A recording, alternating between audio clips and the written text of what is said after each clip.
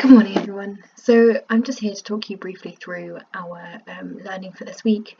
As I'm sure you've read on the Show My Homework introduction, we're going to be doing some revision once more.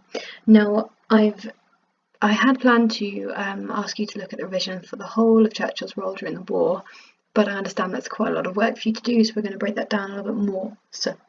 So today I just want you to have a look at Churchill's stance in 1940 and what his leadership style was.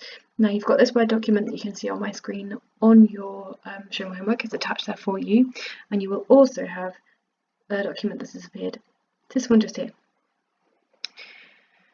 This is what I'd like you to fill out on your, either by hand if you want to draw it out, into your exercise book or into your notes for however you're working, or straight onto your computer, and you can send that to me so I can see that you've finished. You will find all the answers. Sorry, let me just go through this quickly. So I want you to introduce what approach Churchill took, and the successes of his style, and essentially the failures of his style, why we can criticise it. At the bottom there's an area where you can make your judgment. Obviously you're not going to be writing an essay on Churchill ever, but you will have to offer an understanding, or show an understanding of why a source might think a particular thing. So you need to be able to evaluate judgments anyway. So here is your table.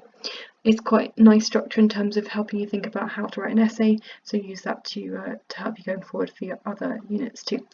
So back to this document. It is the same format as last week's. It's one document rather than three that I put together, and as you can see there's quite a lot of work. There's 17 pages. Quite a lot of it is just it's just pictures and little bits from Churchill's speeches, but I didn't think it would be worth giving you three of these, so you've just got one this week.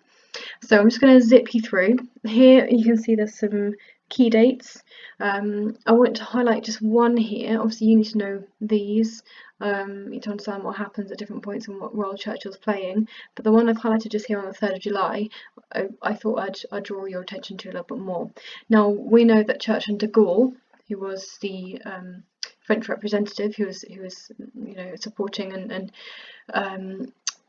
in essence the undeclared leader of the Free French movement. He wasn't president, he wasn't prime minister, he wasn't leading France, but he was the person that people looked up to. So he and Churchill didn't get on, and I wanted to highlight this as an explanation for why they didn't get on.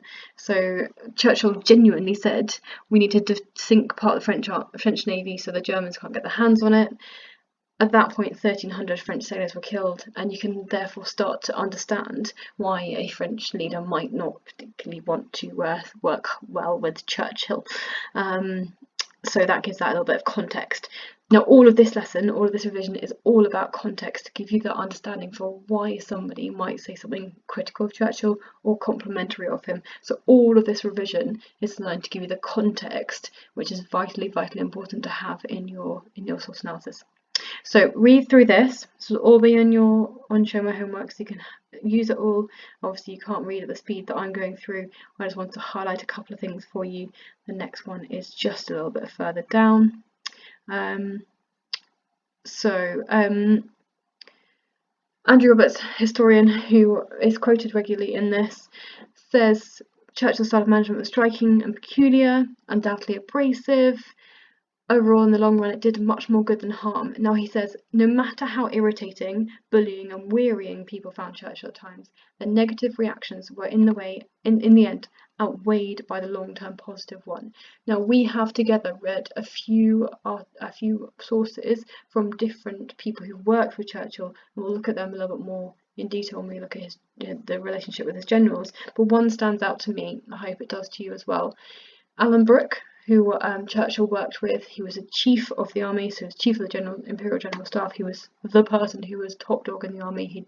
He was in charge of everything the armed forces did.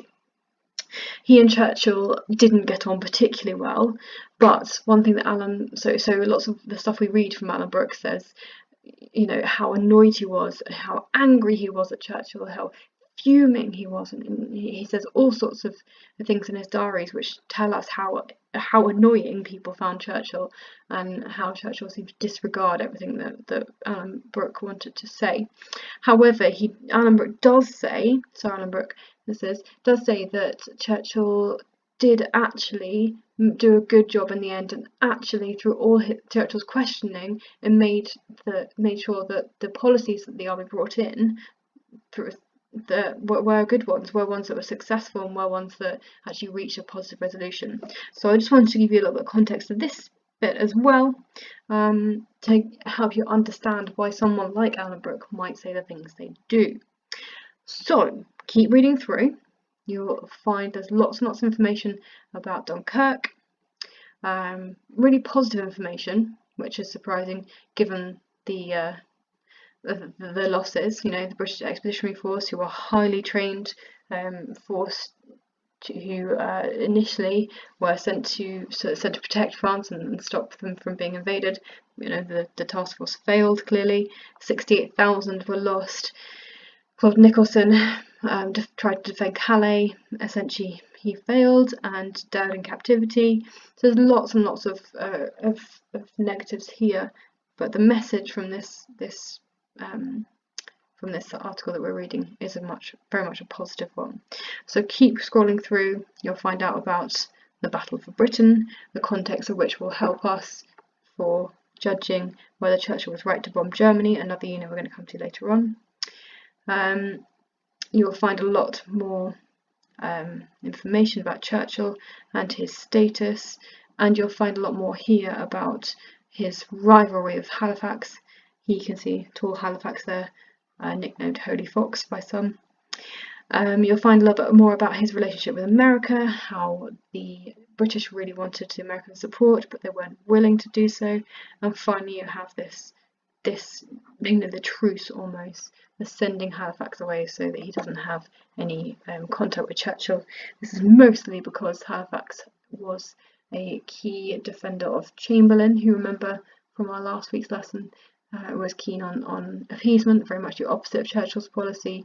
Halifax also went into secret discussions to work out whether they could negotiate with Hitler, again very much the opposite of Churchill's policy, which was to not negotiate in any form. So have a read through this document, fill out your table as I talked about a minute ago, and then I'm going to put on another podcast with some questions for you to answer as your reading for this week. Do pop along to our Teams chat on 2 p.m. on Thursday. It's obviously open. The more people who come, the better our discussions can be, and hopefully I'll get to see you guys in person after half term, and we can actually do some proper teaching. Perhaps we'll even start with our civil rights unit. So do drop into that Teams chat on Thursday too, and ask me any questions or ask for support in any way you need there and then. Okay, goodbye.